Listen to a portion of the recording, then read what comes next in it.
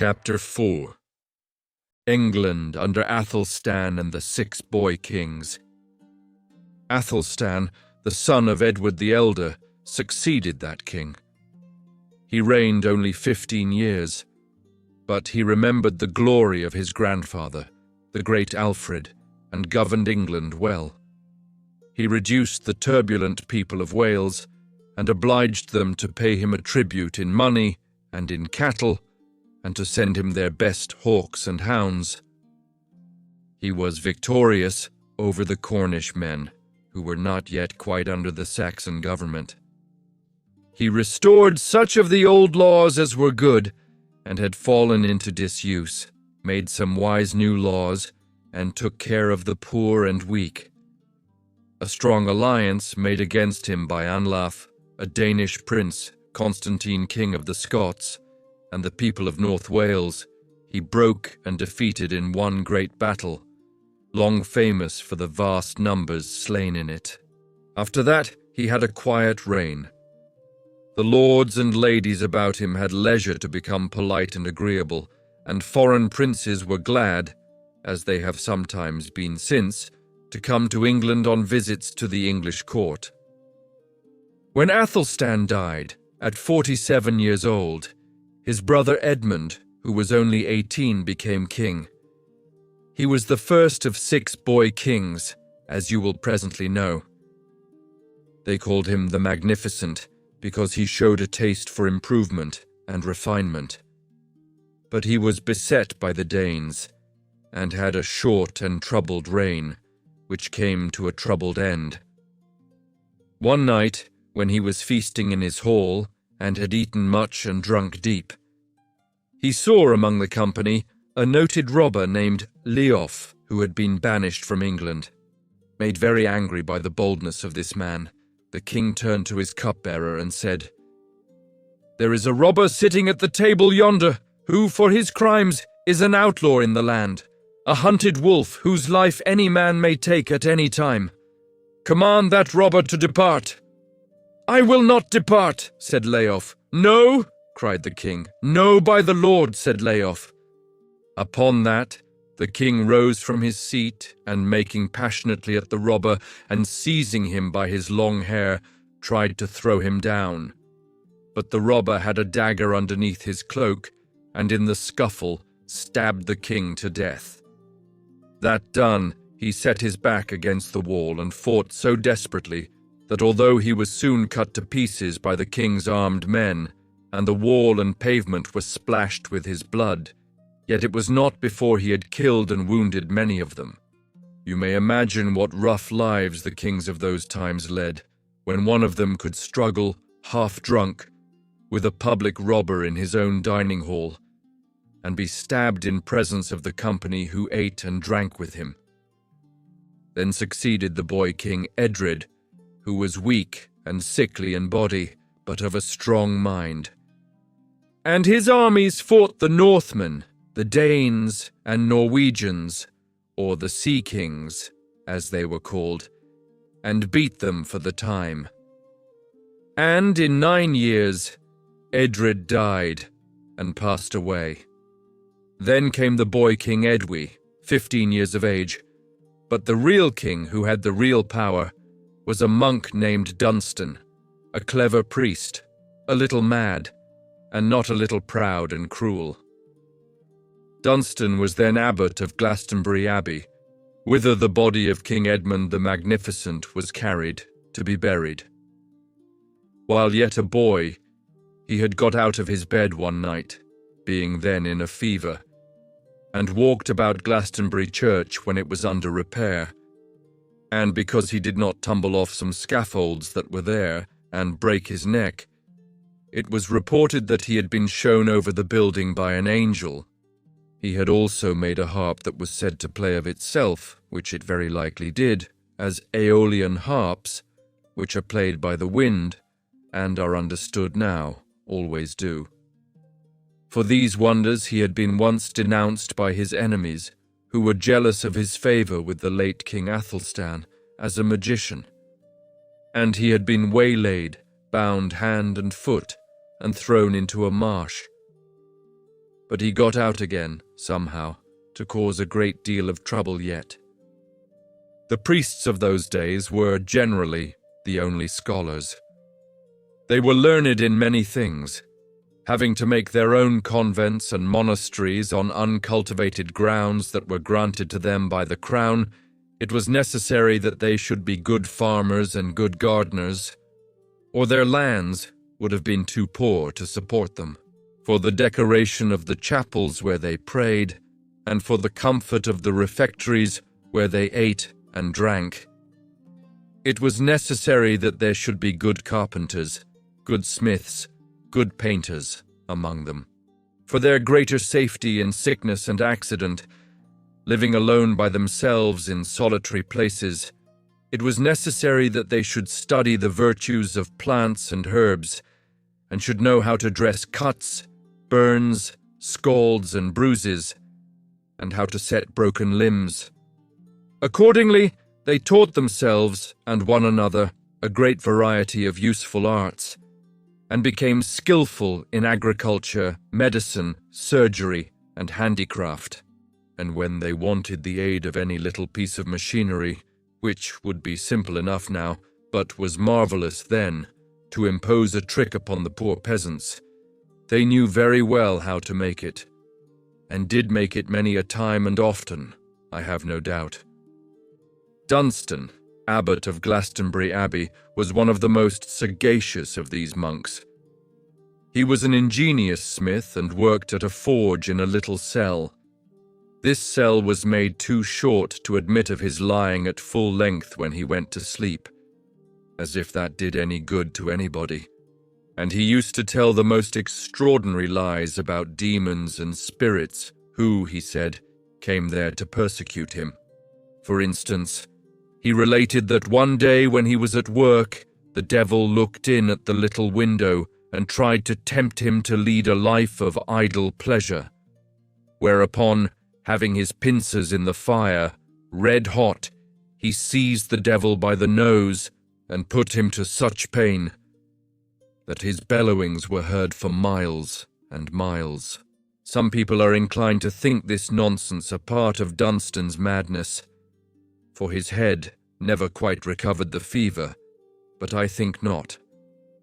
I observe that it induced the ignorant people to consider him a holy man, and that it made him very powerful, which was exactly what he always wanted. On the day of the coronation of the handsome boy King Edwy, it was remarked by Odo, Archbishop of Canterbury, who was a Dane by birth, that the king quietly left the coronation feast while all the company were there. Odo, much displeased, sent his friend Dunstan to seek him. Dunstan, finding him in the company of his beautiful young wife Elgiva, and her mother Elgiva, a good and virtuous lady, not only grossly abused them, but dragged the young king back into the feasting hall by force. Some, again, think Dunstan did this because the young king's fair wife was his own cousin, and the monks objected to people marrying their own cousins. But I believe he did it because he was an imperious, audacious, ill-conditioned priest, who, having loved a young lady himself before he became a sour monk, hated all love now, and everything belonging to it. The young king was quite old enough to feel this insult. Dunstan had been treasurer in the last reign, and he soon charged Dunstan with having taken some of the last king's money. The Glastonbury abbot fled to Belgium, very narrowly escaping some pursuers who were sent to put out his eyes, as you will wish they had, when you read what follows. And his abbey was given to priests who were married, whom he always, both before and afterwards, opposed. But he quickly conspired with his friend, Odo the Dane, to set up the king's young brother Edgar as his rival for the throne.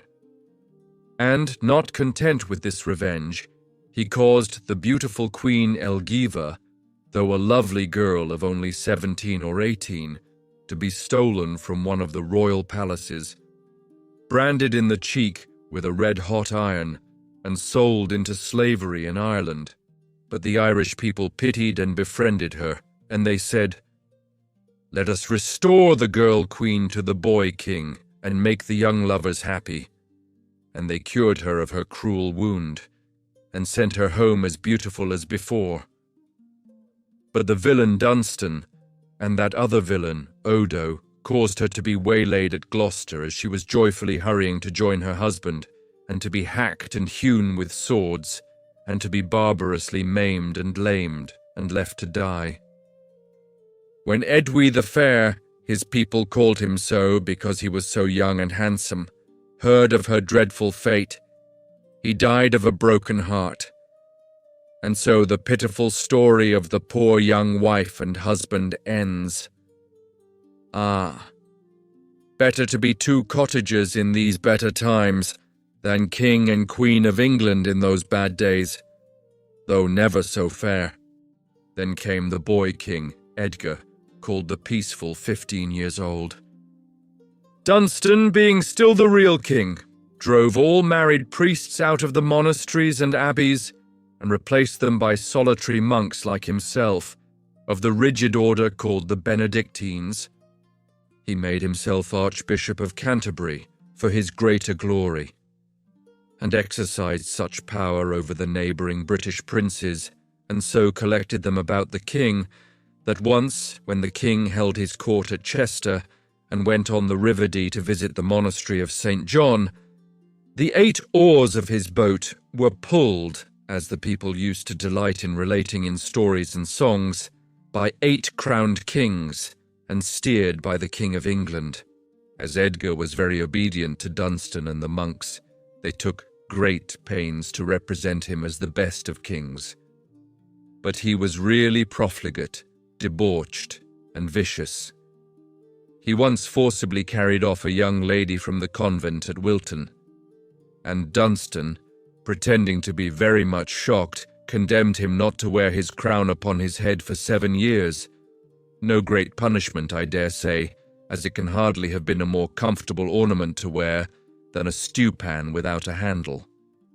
His marriage with his second wife, Elfrida, is one of the worst events of his reign.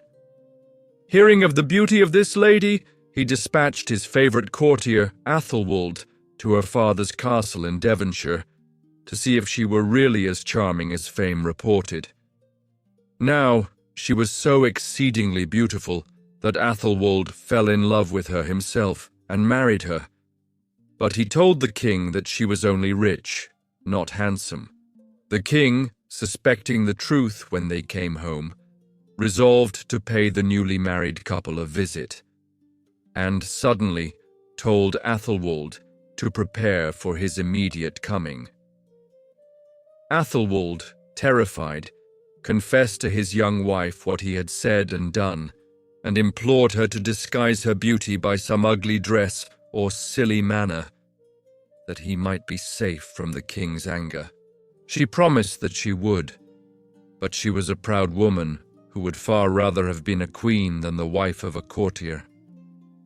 She dressed herself in her best dress and adorned herself with her richest jewels, and when the king came presently, he discovered the cheat. So he caused his false friend, Athelwold, to be murdered in a wood, and married his widow, this bad Elfrida. 6 or 7 years afterwards he died, and was buried, as if he had been all that the monks said he was, in the Abbey of Glastonbury, which he, or Dunstan for him, had much enriched. England, in one part of this reign, was so troubled by wolves, which, driven out of the open country, hid themselves in the mountains of Wales when they were not attacking travellers and animals, that the tribute payable by the Welsh people was forgiven them, on condition of their producing, every year, 300 wolves' heads. And the Welshmen were so sharp upon the wolves, to save their money, that in 4 years there was not a wolf left. Then came the boy king, Edward, called the Martyr from the manner of his death. Elfrida had a son named Ethelred, for whom she claimed the throne, but Dunstan did not choose to favour him, and he made Edward king. The boy was hunting one day down in Dorsetshire when he rode near to Corfe Castle, where Elfrida and Ethelred lived. Wishing to see them kindly, he rode away from his attendants and galloped to the castle gate, where he arrived at twilight and blew his hunting horn. "You are welcome, dear king," said Elfrida, coming out with her brightest smiles. "Pray you dismount and enter." "Not so, dear madam," said the king. "My company will miss me, and fear that I have met with some harm. Please you to give me a cup of wine, that I may drink here, in the saddle, to you and to my little brother, and so ride away with the good speed I have made in riding here." Elfrida, going in to bring the wine, whispered to an armed servant, one of her attendants, who stole out of the darkening gateway and crept round behind the king's horse. As the king raised the cup to his lips, saying, "Health!" to the wicked woman who was smiling on him, and to his innocent brother whose hand she held in hers, and who was only 10 years old, this armed man made a spring and stabbed him in the back. He dropped the cup and spurred his horse away, but soon fainting with loss of blood, dropped from the saddle and, in his fall, entangled one of his feet in the stirrup. The frightened horse dashed on, trailing his rider's curls upon the ground, dragging his smooth young face through ruts and stones and briars and fallen leaves and mud, until the hunters, tracking the animal's course by the king's blood, caught his bridle and released the disfigured body. Then came the sixth and last of the boy kings, Ethelred, whom Elfrida, when he cried out at the sight of his murdered brother riding away from the castle gate, unmercifully beat with a torch which she snatched from one of the attendants. The people so disliked this boy, on account of his cruel mother and the murder she had done to promote him, that Dunstan would not have had him for king, but would have made Elgiva, the daughter of the dead King Edgar, and of the lady whom he stole out of the convent at Wilton, Queen of England, if she would have consented. But she knew the stories of the youthful kings too well, and would not be persuaded from the convent where she lived in peace.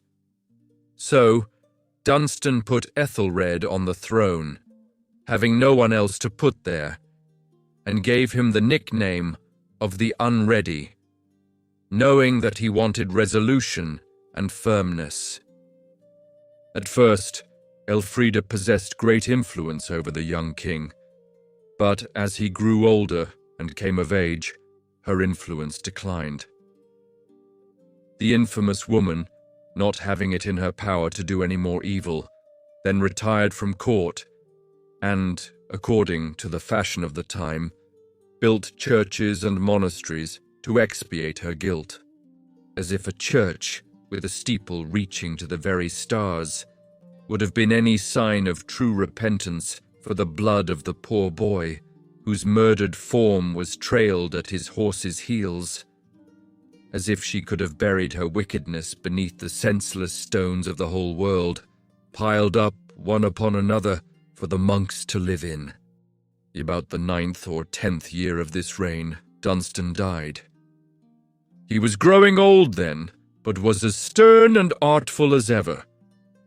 Two circumstances that happened in connection with him, in this reign of Ethelred, made a great noise. Once, he was present at a meeting of the church when the question was discussed whether priests should have permission to marry. And, as he sat with his head hung down, apparently thinking about it, a voice seemed to come out of a crucifix in the room and warn the meeting to be of his opinion. This was some juggling of Dunstan's and was probably his own voice disguised. But he played off a worse juggle than that soon afterwards, for another meeting being held on the same subject, and he and his supporters being seated on one side of a great room and their opponents on the other, he rose and said, "To Christ himself as judge do I commit this cause." Immediately on these words being spoken, the floor where the opposite party sat gave way, and some were killed and many wounded. You may be pretty sure that it had been weakened under Dunstan's direction, and that it fell at Dunstan's signal. His part of the floor did not go down. No, he was too good a workman for that. When he died, the monks settled that he was a saint, and called him Saint Dunstan ever afterwards. They might just as well have settled that he was a coach horse, and could just as easily have called him one. Ethelred the Unready was glad enough, I dare say, to be rid of this holy saint, but, left to himself, he was a poor, weak king, and his reign was a reign of defeat and shame. The restless Danes, led by Sweyn, a son of the King of Denmark who had quarrelled with his father and had been banished from home, again came into England, and year after year attacked and despoiled large towns. To coax these sea kings away, the weak Ethelred paid them money, but the more money he paid, the more money the Danes wanted. At first he gave them £10,000, on their next invasion £16,000, on their next invasion £24,000, to pay which large sums the unfortunate English people were heavily taxed.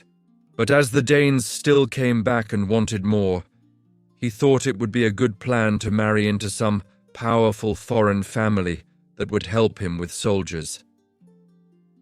So, in the year 1002, he courted and married Emma, the sister of Richard, Duke of Normandy, a lady who was called the Flower of Normandy. And now, a terrible deed was done in England, the like of which was never done on English ground before or since.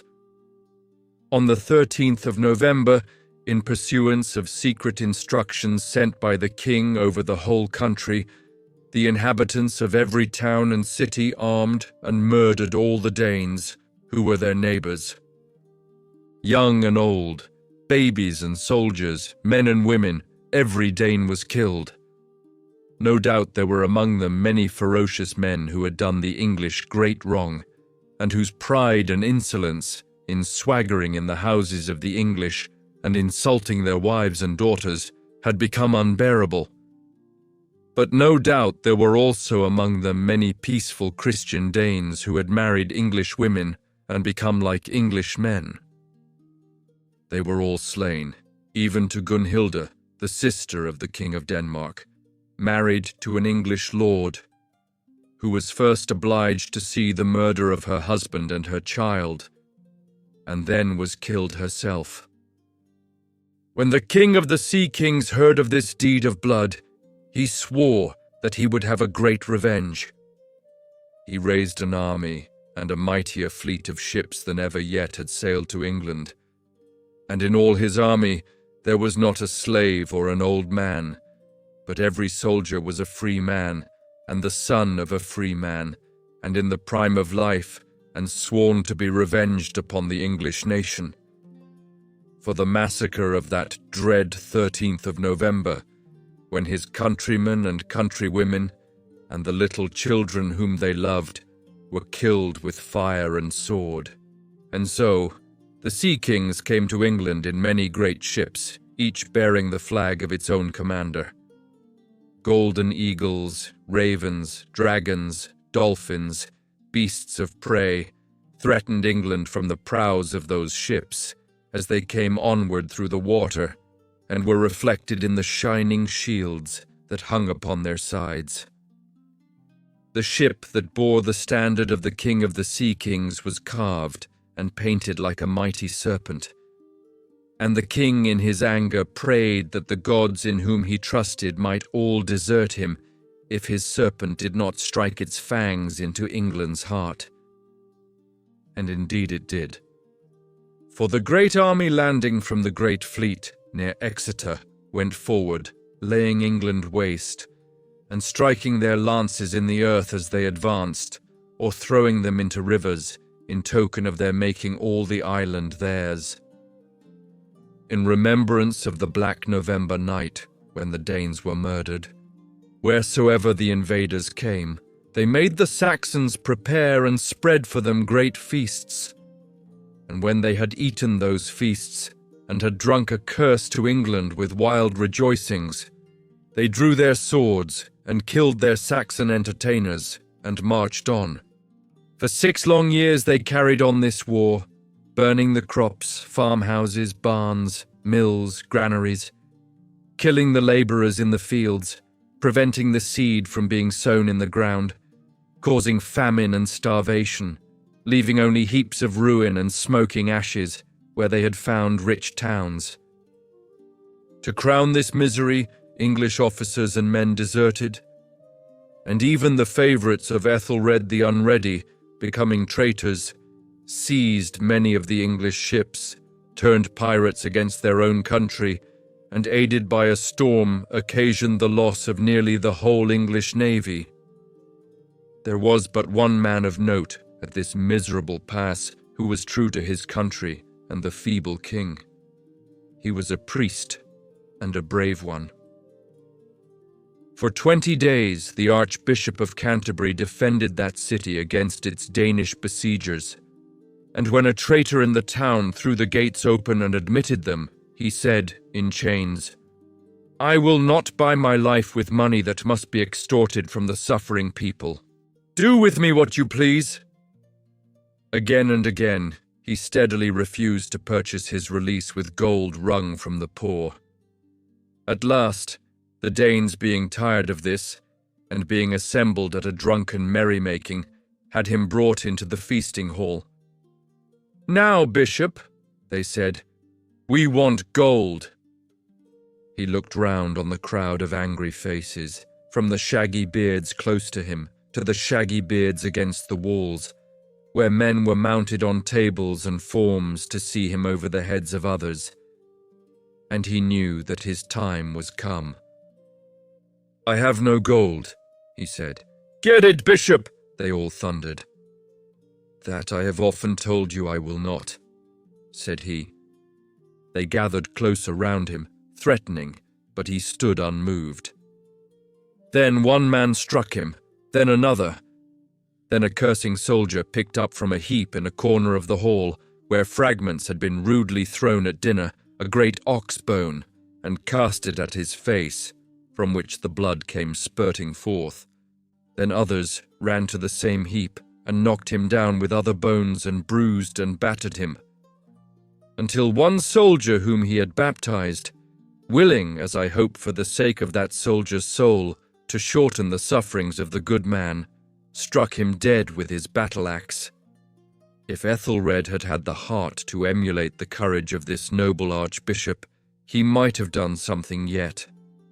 But he paid the Danes 48,000 pounds instead, and gained so little by the cowardly act that Sweyn soon afterwards came over to subdue all England.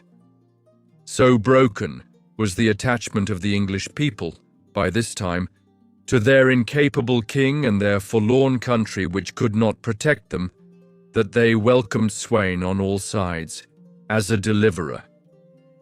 London faithfully stood out, as long as the king was within its walls, but when he sneaked away it also welcomed the Dane.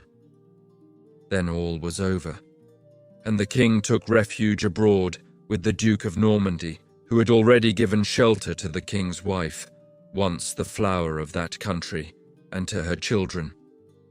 Still, the English people, in spite of their sad sufferings, could not quite forget the great King Alfred and the Saxon race.